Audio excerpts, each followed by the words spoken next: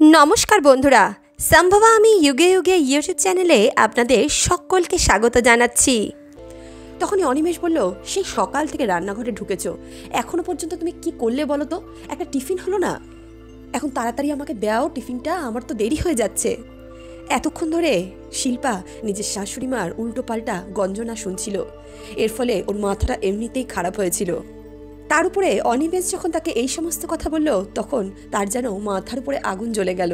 সঙ্গে সঙ্গে শিল্পা বলতে লাগলো, হ্যাঁ, রান্নাঘরে তো তুমি বিছানা রেখে দিয়েছো, যেখানে আমি শুয়ে শুয়ে এতক্ষণ ঘুমাচ্ছিলাম।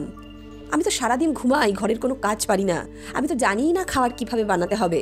এমনটা বলে শিল্পা তাড়াতাড়ি সকালের ব্রেকফাস্টটা ডাইনিং টেবিলে জোরসে রাখলো। তারপর নিজের শাশুড়িমার দিকে রাগে কটকট করতে করতে তাকিয়ে আবারও রান্নাঘরে চলে গেল। সাধারণত মা আর বউয়ের এই সমস্ত ঝামেলায় ছেলেরা পিষে মরে যায়, কিন্তু এই ক্ষেত্রে ব্যাপারটা একটু অন্যরকম ছিল।